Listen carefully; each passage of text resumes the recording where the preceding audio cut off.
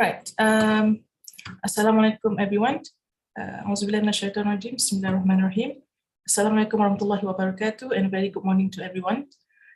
Thank you everyone for joining a webinar for KCT Intellectual Talk Series number 2 for 2022 today.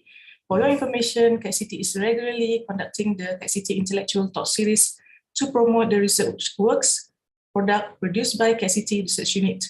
Alhamdulillah, today we are blessed with speaker from KCT Research Unit number 4, which focus on social media platforms, e-learning and education.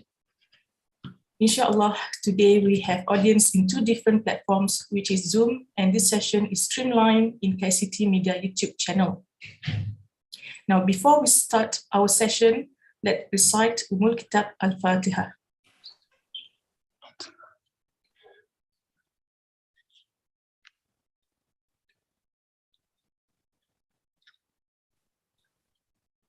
I am Dr. Aidrina, your moderator for today's event. Before we start, there is some information pertaining to this webinar.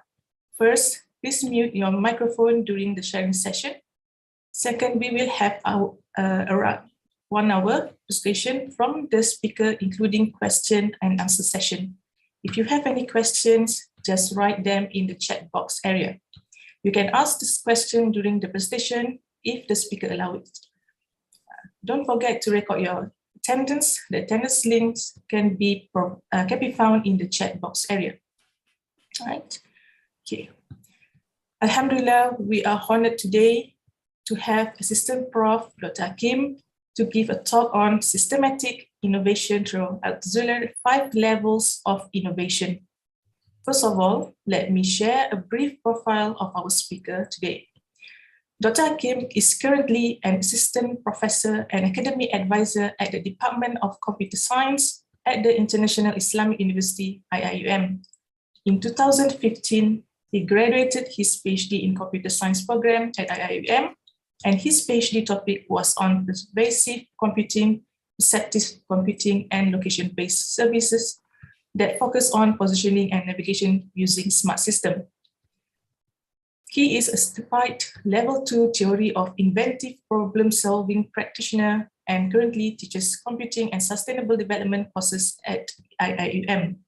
His current research focuses image processing and computer vision, especially in medical domains, natural language processing, as well as sustainable development and systematic innovation. Without further ado, I would like to invite Dr. Akeem to start the session. Please welcome. Dr. Akeem. All right, thank you very much, Dr. Aidrina. Assalamu alaikum wa rahmatullahi wa barakatuh. Yes, okay, so I will be sharing some ideas from some of my research with us today, and I hope that maybe 1 or 2 things will be beneficial. I'm not really sure, but I think I can just say that. So thank you for the introduction, Dr. Aidrina, and you've really said more than I can actually say about myself. So the title is Systematic Innovation, and I want to try to look at Altsuller's 5 levels of solution. However, in order to understand Altsuller's levels of innovation, I want to give a little bit about the background of TRIZ. Okay, TRIZ is was founded by Altzuller. Okay, and so the background to TRIZ actually involves some aspects. So which I want to look at. For example, I want to look at the barrier to innovation. I want to look at the philosophy of TRIZ, and I want to look at some of the basic concepts that are very crucial to solving problems according to this methodology. And also, I will look at Altsuller's level of solution and then try to see how we can assess ideas of innovations. And I try to apply that to education system, because my RU is actually focusing on e-learning and education. So I'm going to be looking at some of the concept that we can actually borrow in trees for education. So TREES is an acronym. I know so many people are already aware about TREES. Is the meaning in English is theory of inventive problem solving. However, when you pronounce it, the spelling is, the acronym is TREES. So if we find the acronym of theory of inventive problem solving, it will have been TIPS, all right? But because it was written in Russia, because Altzuller is actually a Russian, okay, from the former USSR. So the the title actually is Teoria Regenia Izobretali-Kis Sadat. It's really a complex thing to say, but actually when you translate to English, that's what it means. So he was born and raised up in Baku in Azerbaijan. Azerbaijan has mixed cultural heritage like European, Islamic, and Asian culture. So I think that actually impacts some of the ideas that he actually come forth. And he was really gifted. So at the age of 14, he got his first patent at the age of 14. So when he was growing up, he was asking questions about how can you be very creative? How can you be an inventor? How can you have great ideas? People just tell him, you just have to be gifted. So you just have to think about something and then you get it. That is how you become very creative. But to him, he was not satisfied. He feels that there should be a systematic way of solving problems. That would be a systematic way of actually coming up with innovations and creativity. So what he did was that he went into the patent database. He started to look at what people have done before. Okay, so many people have actually done research before his time. There are so many patents before his time. So he gathered all the patents and started to read. Patent is one of the difficult things to read, but I actually, this is amazing because it's difficult. I cannot, if I read patents in my life, I just read those ones that are related to my work, and then you just look for the key part that you are looking for. But he read the patents, all the patents he could find, looking for the process and the unique things in those patents. So what he eventually found out was that there are some patents that he discarded, like they are not really good enough, but he focused more on some of the key patents, and then eventually he come up with the 40,000 that he felt that this 40,000, even 40,000 is not easy to read, but he came up with 40,000, and from this 40,000, he came up with 3 fundamental principles. So number one is when you are solving a problem, you can, a problem in a domain, if it is solved, you can apply it to another domain. So he had a process called 40 inventive principle for solving problems. So 40 processes. So if your problem is like this is the way to solve it. If the problem is like this is the way to solve it. So it has what we call it created the constraints that you have to look at. So once you find the constraint, you can actually find the principle to solve it. Okay, so the second one is that everything has a trend. So if once you know the process, you will know the next trend, and you'll be able to know what is going to be the next after the current one that you are. So you can anticipate the changes that is going to happen, whether in the market or in the industry or in education, in anything. You can anticipate that this is going to be the next based on the trend. So there is a way that you can see the pattern. So there is evolution, a technical evolution. And then the next one is that there are so many ways of solving a single problem. So it has the database. The database is continuously being updated, but it has a database of how to solve problems. So if you pick a problem, it will tell you this is the way to solve it.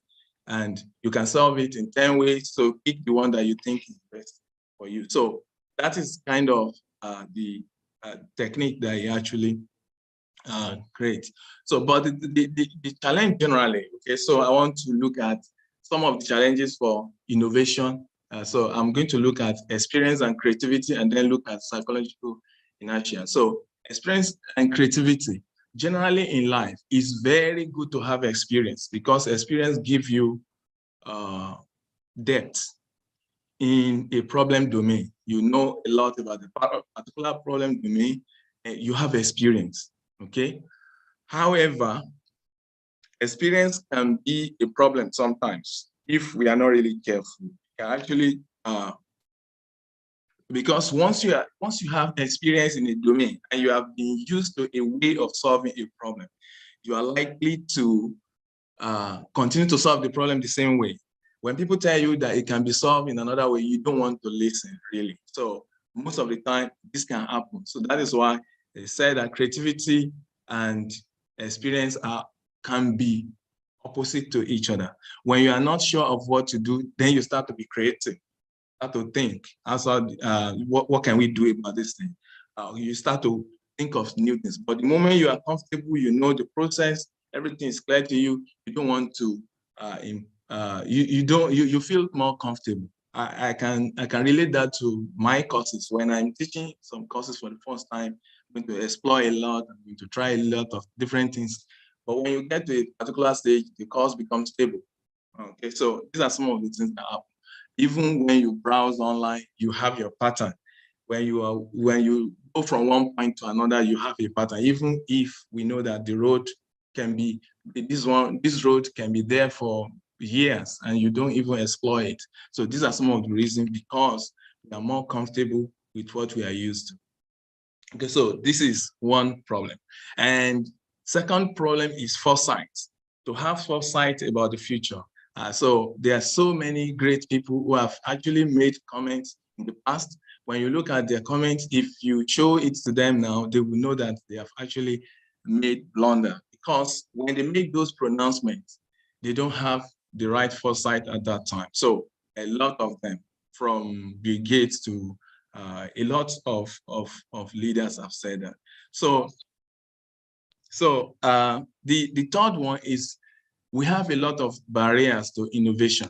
Okay, so one of it is that we struggle to do things. Okay, when in fact that thing might be easy.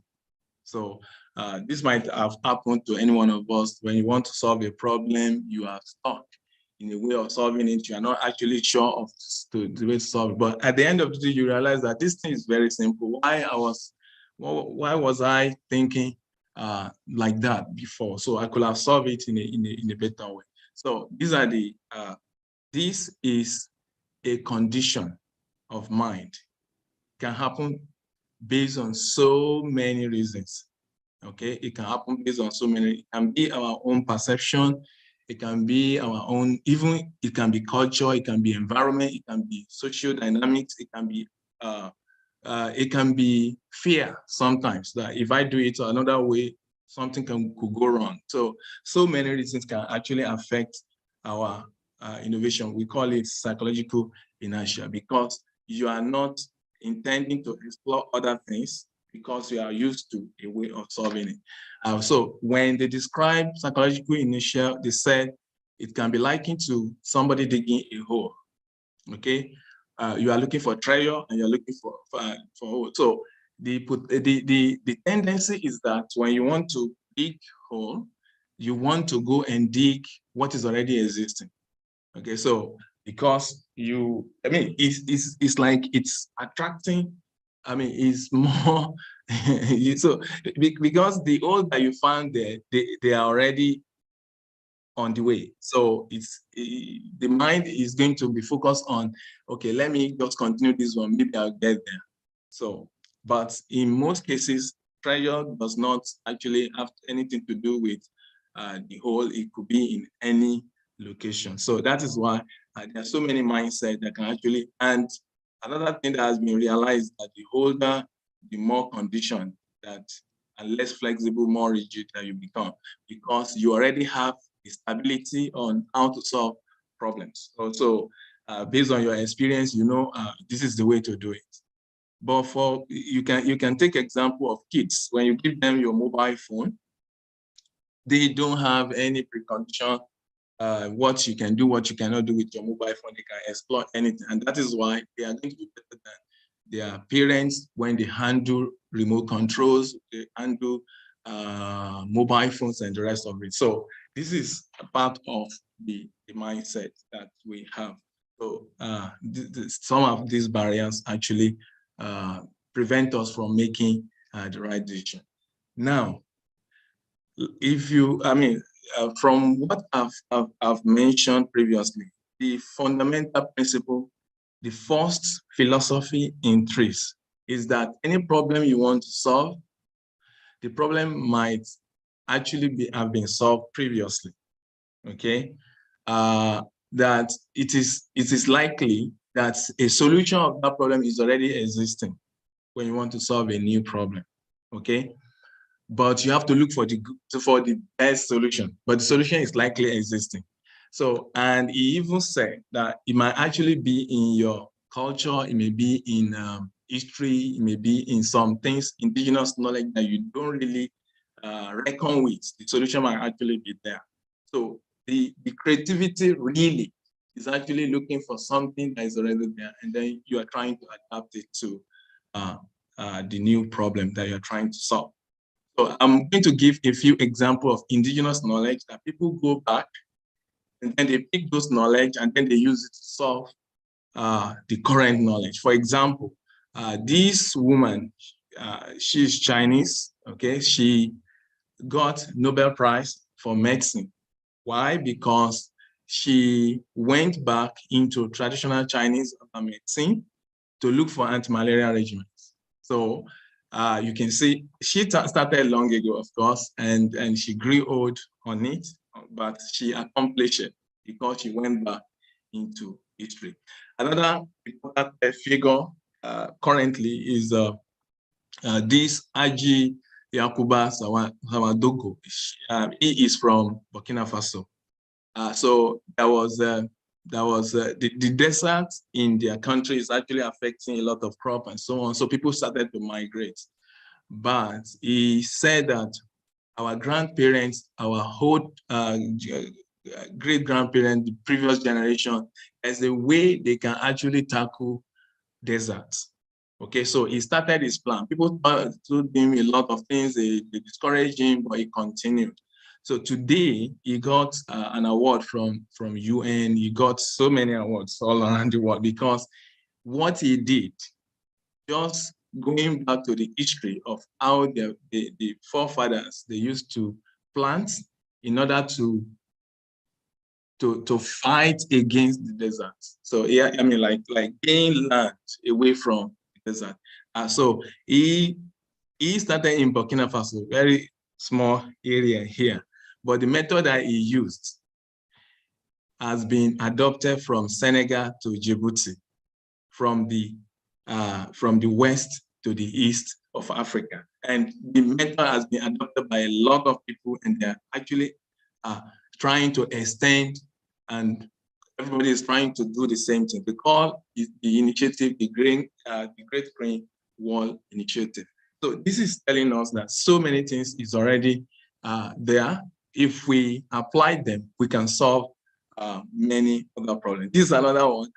I think this is very interesting. I came across this one last 2 weeks from the training conducted by CPD about probably this might be when they write history about augmented reality, this may not be there, but many of us are actually familiar with this,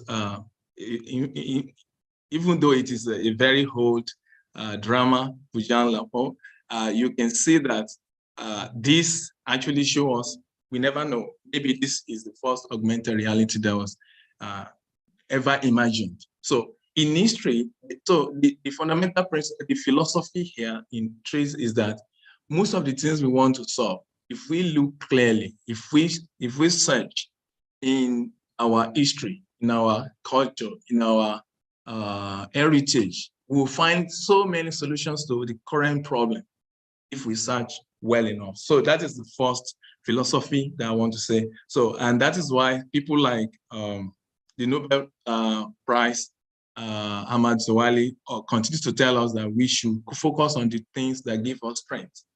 Focus on the things that we have strength, we have heritage, problems that is peculiar to us that we can solve better. So these are some of the things that, based on Tree's principle, Altzuller was actually saying that Thomas Edison spent a lot of time to solve a single problem. That is because he's not using a proper method. That's why he's using trial and error method. That was why he was solving problems like this. That there are ways to solve problems. He would not have spent this much and wasted this type of time to come up with a solution if he knew the right way to do it. So when you compare Tree's methodology to other structured and unstructured methodology, what makes them different? Okay, the first one is if you are using trial and error, maybe you are lucky, you go in the right direction. You may diverge to different direction. Okay, trial and error is just we are trying it. If it works, if it doesn't. But for structured ways, okay, we have brainstorming, we have trigger approach, and all of them. When you brainstorm, for instance, the louder person, the more talkative may carry the day. So if the person that is more eloquent, more talks more, and some people are introvert, they just keep quiet, even though they may have better ideas, then we can go in the wrong direction. So if the talkative is in this area, okay, is talking in this area, and then the solution is moving to the right solution. This is the right solution. It's moving in the right solution. But suppose the talkative is here or here or here or here, it's going to go in the wrong direction. And because he talks more, he's more eloquent, he's more forceful on his ideas. People will tend to listen, and then that is the direction people will go. Or he tried to create a systematic approach, okay, such that you can start from this and you know that you are going in the right direction. Okay, so the first thing is you need to know the function of what you want to find. You want to solve a problem, what's the function that you want to come up from that problem? And then when you do the function analysis, you will know exactly this is the function of this item. And there's a difference between the function and the tool. Okay, the tool can be in different form, but the function of the tool that we want to is more important. So there could be 10, 20 tools to do the same thing. If I want to cut something, I can use scissors, I can use knife, I can use other things. So the function of item is more important than the item itself. That is the first idea from Tree. Second is we need to look at the cause and effect analysis. And if possible, you want to create new thing, you might trim. Okay, trimming is to reduce the long process. We trim it to make it smaller. To reduce a particular equipment means that you remove some components so that other components can be there. So that is that. So generally, and then S curve for evolution. So if you want to know how what is the next stage of a particular thing, and if you do S curve, it's going to give you what are you likely to see in the next few years and so on. So this is just the basic difference between Tree's methodology and other structured and unstructured. So the basic concept in Trees can be divided into 4. So if you want to solve a problem, most of the time, this is my own interpretation, you are going to have what we call 4 basic concepts. The first one is ideal situation. So what is the ideal solution? Okay, we call it ideality. So focus on the ideal solution to the problem. So like I said, there is an ideal solution. It could be in each page. It's already existing. We just need to search very well. We will find it. Possibly, most of the time, it's already there. Secondly, is that most problems exist as a contradiction. So solving a problem will bring another problem. Okay, you want to do things that are opposites. Generally, when you solve this kind of problems in real world, people look for trade-offs. Okay, they say, okay, we are more interested in this one. Can we maximize this one and just minimize this one a little bit? But in trees, his solution is that when you see a contradiction, you see something that you want and something that you don't want, you need to remove completely what you don't want. And there is a step to do that. Okay, and you have a lot of these things, contradictions are actually around us. So you can see a lot of them. You want to go up, you want to remain in the same place. That is a contradiction. I don't want to go, I don't want to climb, but I want to go to the next level. So you can use the lift, okay? So I want to run, but I don't want to leave my house. I want to be indoor. And you have treadmill. You are running, but you are still not running, kind of. So you are inside a space, but you are doing what you will do if you are outside. So there's so many of these that have been used to solve a lot of problems. So the third one is resources. So I'm still going to emphasize a little bit more on resources. Resources has to do with whenever you are solving a problem, the problem has the solution because there are a lot of resources that you are not using. This is one principle that if we apply it in almost anything, we will solve it because resources are always there. If you find a problem right now, just look around the problem, you will find the solution. And that is what system approach is also talking about. Like, look around the problem you are going to solve. Okay, the solution is always there. Anytime you have hardship, there is heat embedded in the hardship. That's my interpretation of how it is. So for every problem, there is the solution with it. The solution is always there.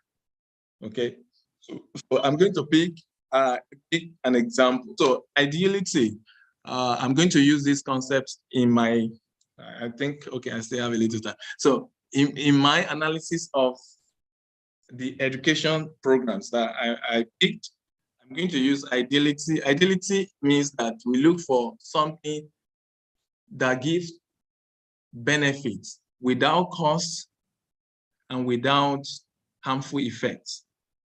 Especially, you can apply this one to SDG because in sustainable development, you are looking for something you can solve a problem with minimal cost and without impact on the society, without impact on the environment. So that is the definition of ideality. Okay, and when you do, so if we can find a function from something you want to do, something useful, and there's no cost and it doesn't cost any harm, that will have been an infinite blessing or function, because that is what it means. Like, it's really useful. There's no side effects at all. Almost everything will have a little side effect or some side effect, difficult to produce and so on.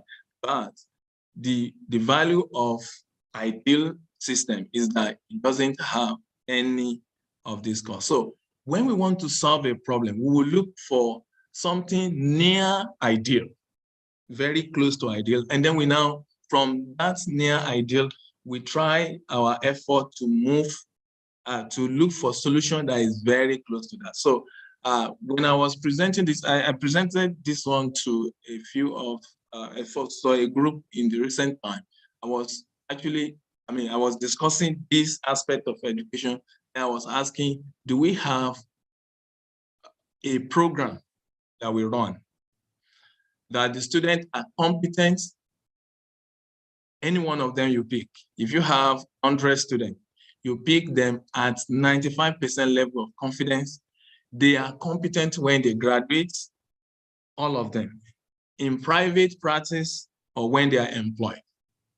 Okay, people give me a lot of options, but I'm going to tell you my own choice. Okay, I may not be right, but I hope that I'm right too.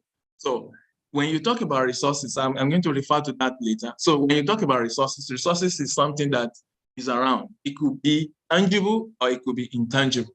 So resources can be something you see or something you don't see. So even fresh air could be resources that we don't harness properly.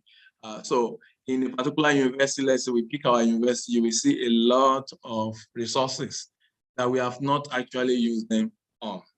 Okay, the students are great resources that we can use to achieve a lot of things. The staff themselves, whether they are academics or non-academics, they are all very important resources. When you talk about structures, the structures that you have, from design, from the interior, from spaces that they have, all of them are resources that we can actually leverage to solve a lot of problems.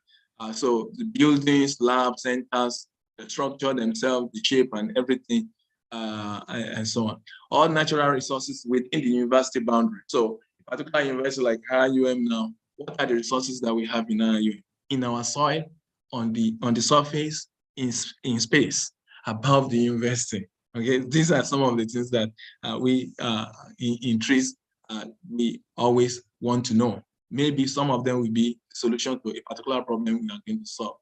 Space below and above the university, the neighboring communities themselves are resources for the university, which actually, this is the way trees looks at issue.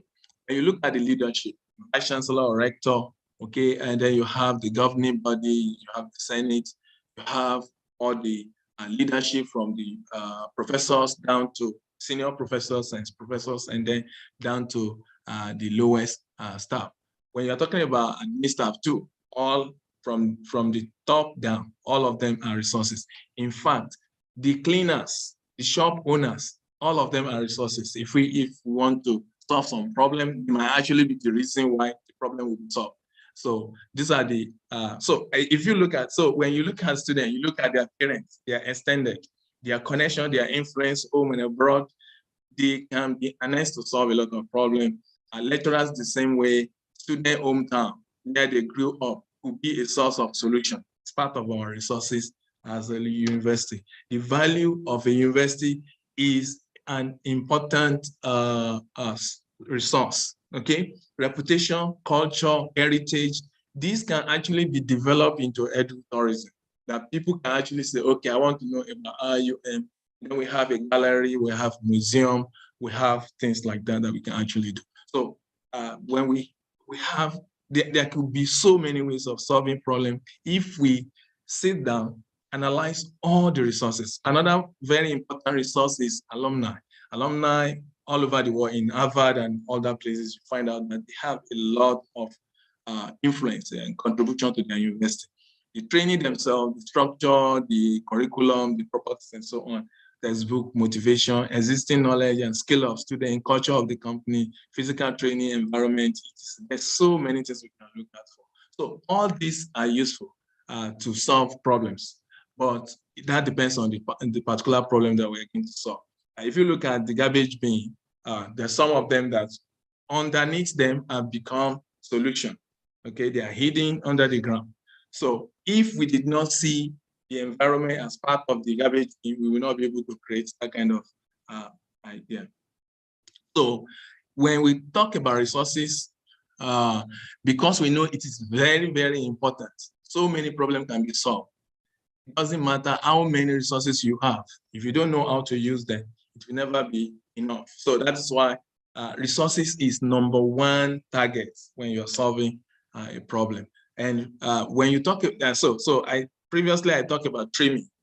I combine two processes here. Trimming and evolution are combined together. So if you look at this trolley and this bag, they are separate before, then we combine them into this.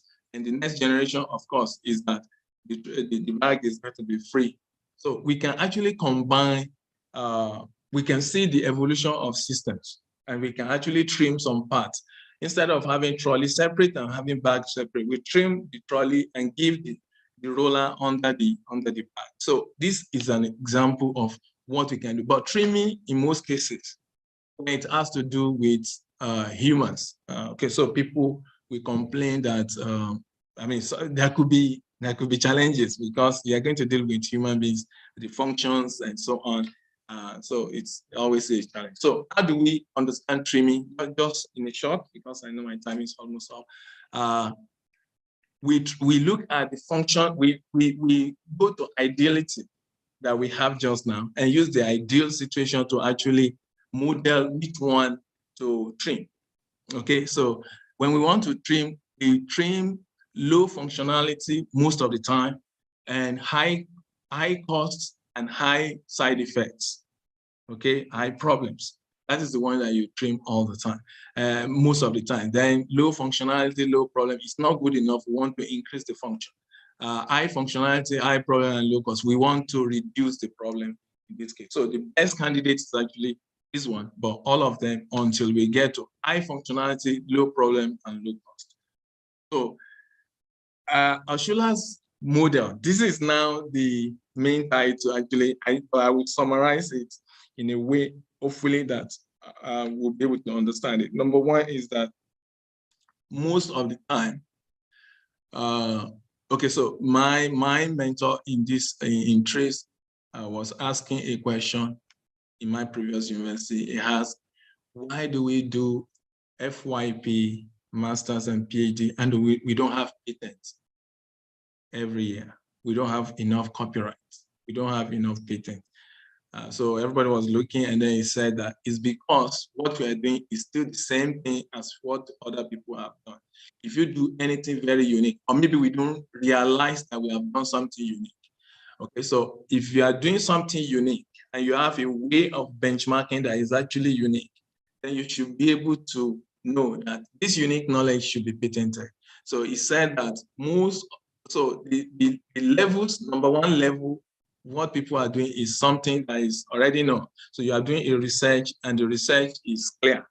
Once you write the objective, we know where you are going. It's not going to be any different from what's already done. Okay, so this is more common. And then we have a little improvement on the same field, the same area, you are improving it. So level 1 and 2, you cannot patent them because it's already existing. The first level that you can start with is level 3. Okay, level 3 is you are improving a new, an existing system, but you are using idea from another field to solve it. Then it is usually you are using idea from another field. It may not be from another field, but you are actually solving a real problem now. Okay. The second one is that the system is actually being solved by science behind it, not by technology. Okay. So when you combine technology, it's just an application. But when you go into the science and you come with new foundational knowledge about that thing, then it becomes new. And you can see the percentage that is very small. And when you do something completely new, that is a discovery, which anybody can do, actually, based on what we have seen in the previous. So if you see the same thing I just mentioned now, the solution is very apparent. Just a small improvement, invention inside the paradigm, and then invention outside the paradigm, and then discovery. So level 5 is the best that you want to be. Level 4, if it's okay. Level 3 should actually be the minimum. Okay, so level 1 and 2 is just like everybody is doing, and then you want to do 2. And I think this is why, I mean, this might be because we are pressured, we want to just do something and get it done. Okay, so level 1 and 2 will be where we are, but usually it should be level 3, 4, and 5. So now I want to apply this to education, and I hope I can quickly, okay, I can quickly go into that. So generally, I try to look at education, especially computer science education. I want to develop ideal system for it, look at an ideal system and use it to actually mirror computer science education. And I believe that we cannot teach students everything. So I want to trim as much as possible. Okay, this is my current research now, but I'm not applying it currently here. I'm applying it to my country, actually. I will tell you why. Number 3 is that I want to, apart from trimming it, then I want to recreate it to model the ideal system.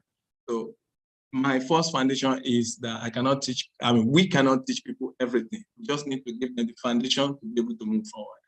And then another thing that gives me confidence that I should try is because I know that if you're not prepared to be wrong, you will never come up with anything original. So the ideal system, ideal educational program that I picked is medical school. So in my country, medical students are extremely well taught, not taught, well trained. Okay, and the courses I try to analyze because when you are looking for ideal system, you are looking for the program that gives you the best out of all your programs. That the way they are taught, can we teach others like that too?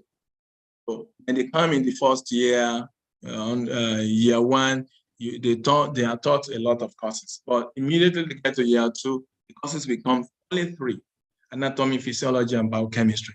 After that, 300, they will do like exam to go into clinical. So once they get to clinical, they will start on-the-job training. Okay, that on-the-job training will continue until year 5. So the program is actually year 5. When they do that, they are always, everything about their program, they know it every day. They are in the ward, they present cases, they learn from their mentors. You're going to have house officers, you're going to have senior registrar, senior reg, you're going to have consultant, you're going to have professors. All of them will be there every day, and they're going to move them around from one ward to another on the job. So how do I apply that? And another thing is, you can see it will reflect also in their dressing. Okay, the way they dress, the way their ethics and everything, their cleanliness and everything. You will see it in the way they are trained. They know a lot about themselves. Whether it's a guy or a lady, you will see them this way. So they are always very decent, they have a high view of themselves. Like they are proud of themselves. They know they have to be, their conduct and behavior, everything is disciplined. And their training is also very thorough. That is another thing that I want to. So what I'm now trying to say is that maybe we teach theories too much, and then the students just listen to us. Why don't we make them do more? So my model, if we apply it to so many things, my model is that in the future, we're going to have a lot of education and models, because I don't have much time, but this is what my application is. Can we create wards? Okay, can we create just like the hospital ward for students? Because every medical student will pass through all the wards before they specialize. So how do we make our students pass through all the wards before they specialize? So can we first of all trim the courses to be smaller? Okay, we need to know the essential courses, and then we need to create wards. Okay, I use the word wards in every department or every faculty in the university. Rather than they stay in our faculty, they stay in those places, and there will be people assigned to take care of, to supervise them, to train them, to do everything with them. So they have to come in the morning, they have to do exactly what the medical students do, at least very close to it. And they have to develop real applications. Why do I move the word into different departments in the university? Most of the applications that we develop within ourselves, within our department, is just what we think is okay. Until we discuss with people in another faculty, another department, we don't know the real problems. So if we really want to solve real problems, real life problems, we need to go into different faculties and sit with them all the time to solve their problem. Maybe we are going to allocate like 2 weeks or 4 weeks, whatever, to each of the faculties. So another thing is, I was looking at how we can actually personalize. Okay, so let's say we have four weeks in the semester. Are we going to teach students the same way, give them the same module, or can we make them go at their own pace and things like that? So these are some of the things that I'm actually analyzing now. Because my time is up, I think I would like to stop here. Thank you very much, Dr. Aidrina. Okay, thank you, Dr. Akeem, for your interesting and fruitful information in this sharing session. This is indeed new knowledge for me in the context of e-learning and education, especially the levels of invention that you just presented just now. So thank you again, Prof. Akeem. So I think now it's time for the Q&A session. There's no question on the chat box, but I will look in the I'm not sure in the YouTube channel. Let's see.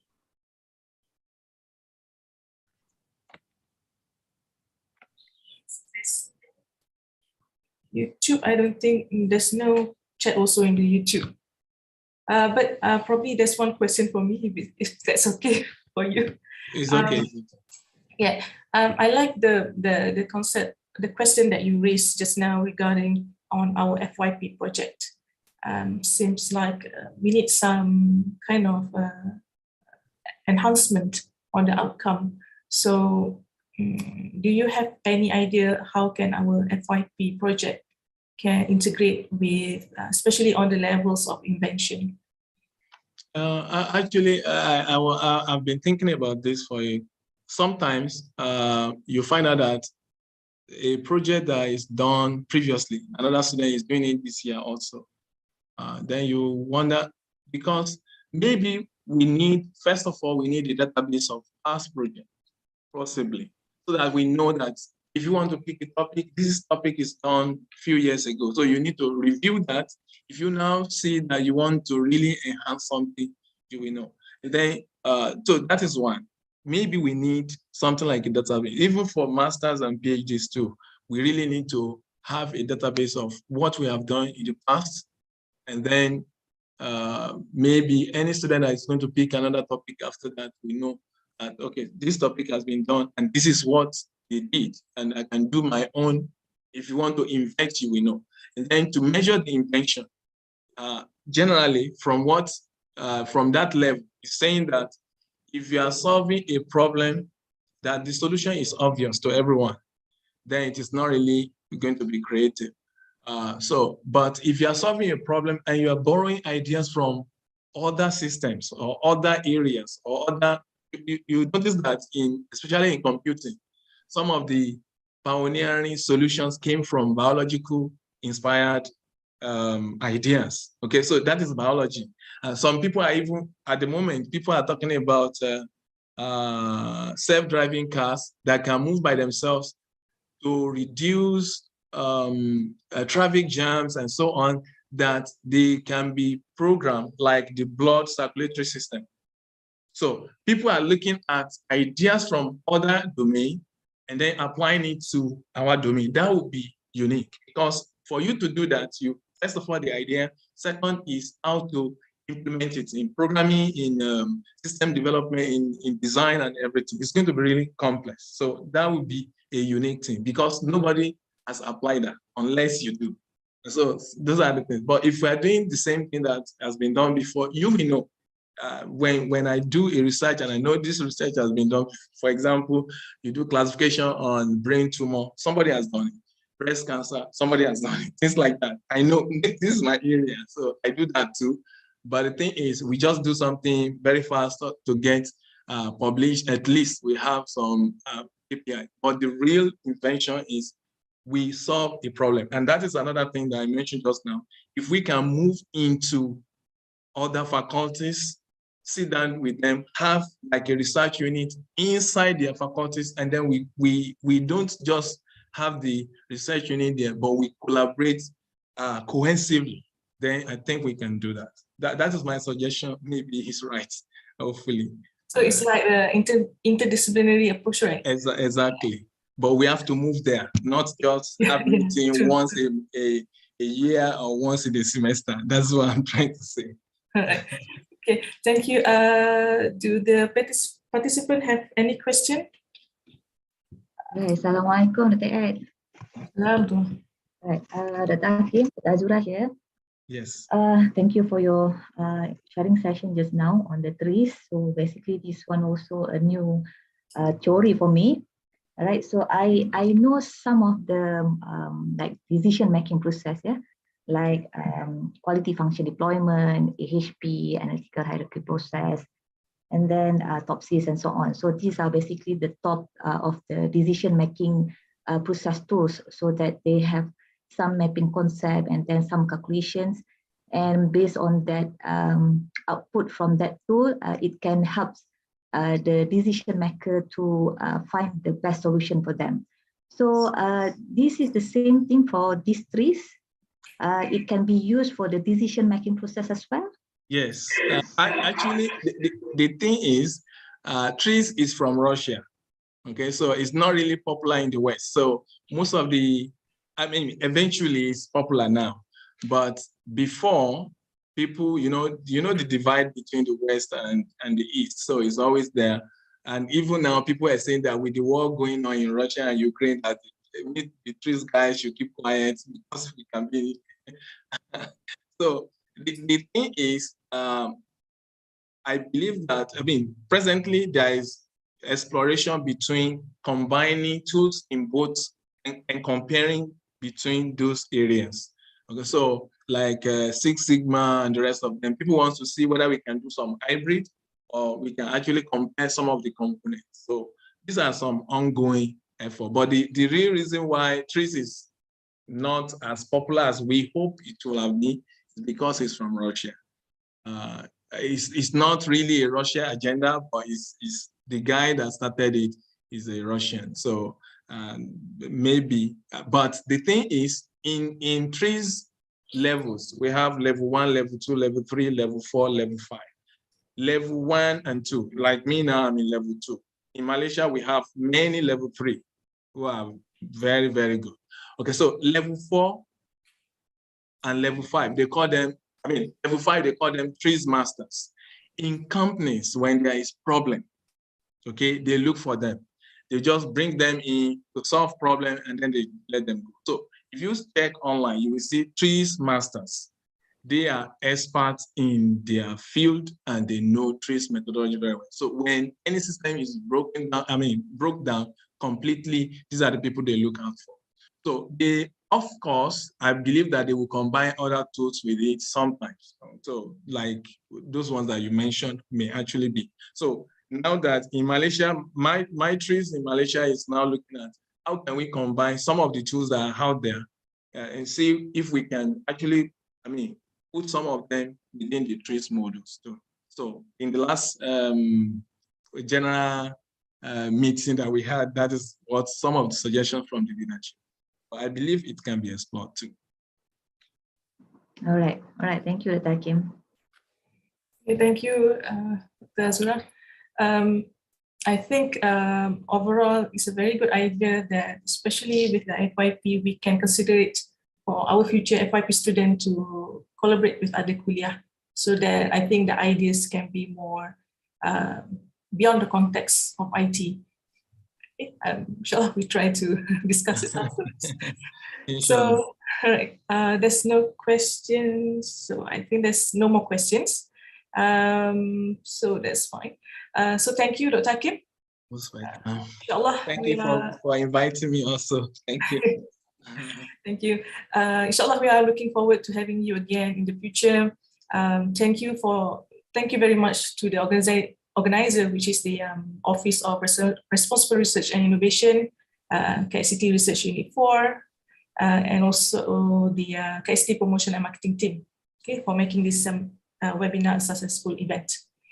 So I think thank you everyone, especially to those participants for joining us this Friday morning. So we hope to see you again next time, inshallah. So let's end this webinar with Tasbih Farah and Surah Al-Nas.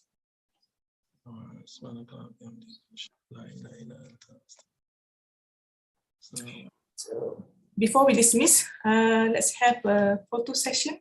So the participant can turn on your camera for the photo session.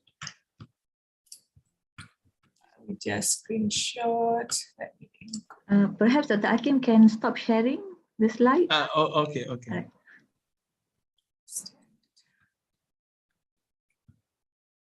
Okay, and we can have, yes. Azna, Dr. Eli, lagi kita nak. Dr. Azna tak nak buka kamera ke? Okay, tak apa. Alright, 1, 2, 3, smile. Okay. Thank you. Thank you and Assalamualaikum. Waalaikumsalam. Thank you, Dr. Aidrina. Thank you, Dr. Akeem. Thank you, Dr. Zura.